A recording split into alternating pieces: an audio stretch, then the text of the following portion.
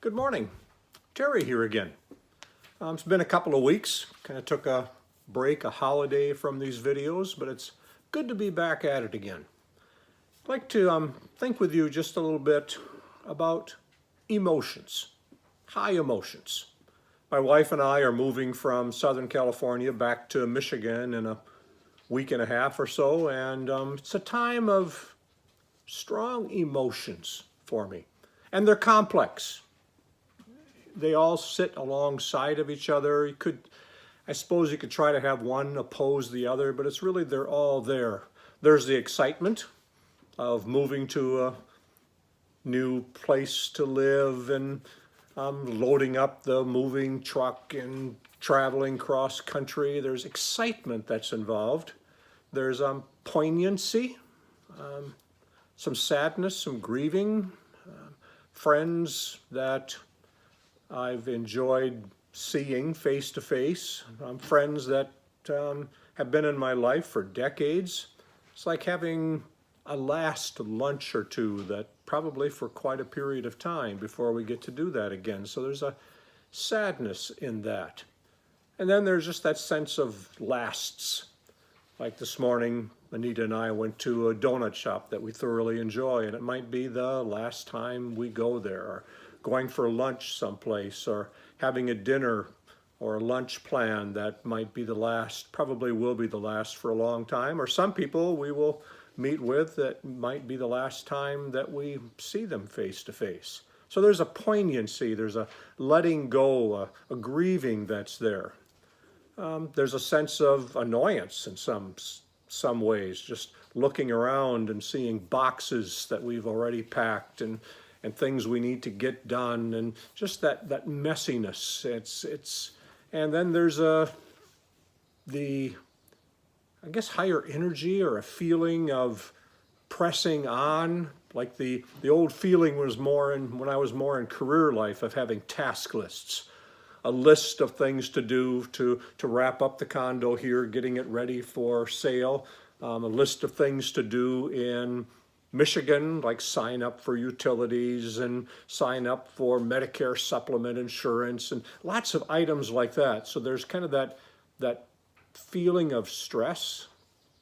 And all these things, all these feelings are going around. A little harder to sleep, wake up a little bit more, probably get a little more testy at times and so on. But the difference that I feel now compared to decades ago, I consider it to be wisdom. I hope it is. But before, I'd try to control the emotions, try to figure out where they're coming from and resolve them somehow. The difference now is I am learning to let them be.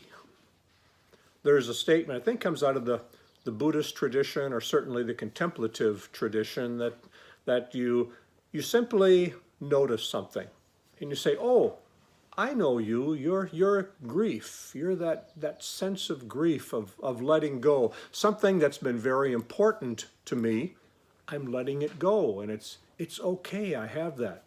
Or some testiness, just because there's lots of stuff going on, get a little overwhelmed and say, oh, I know that part of me that I lived with for decades, that stress, that little bit of overstress.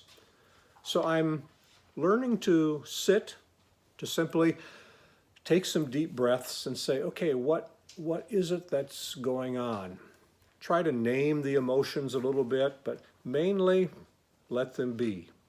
And it's interesting, when I let them be, somehow they are not nearly as overpowering. It's okay. It's a transition time. It's something that's going on. It would be different if it was really long term. I know in a couple of weeks, things will really ease up, that a lot of the agenda will be open. We can simply travel cross country and settle into the new place. But it's a time of high emotions. And I wonder how you deal with times of high emotions. Does it feel like it's ongoing? Are there peaks and valleys to them?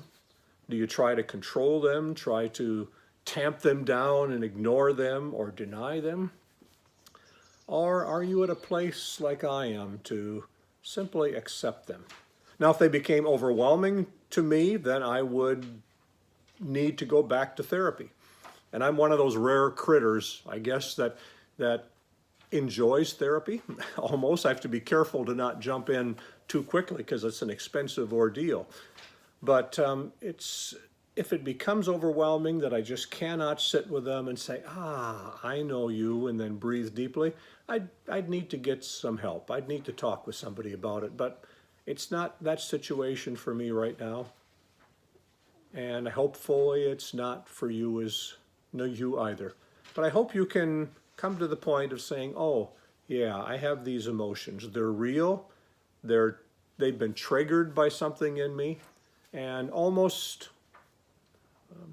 at least for the next days, maybe even thinking of them as companionable feelings.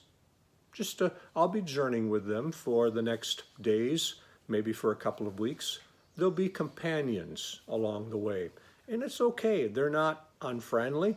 They're not trying to undo me. It's simply a part of the next steps in the journey. So feelings, letting them arise, recognizing them, not fighting them, sometimes need to be resolved with some help, but that's not where I am right now, and hopefully you are not either. So letting them be, learning from them, maybe even making them short-term companions and say, what can I learn? What are they trying to teach me? What's happening inside of me? And right now, it feels like it's making my life richer somehow. So high emotion time, but it's okay. It's a richness. It's kind of an adventure traveling through this time. Well, have a great week. Talk to you next time.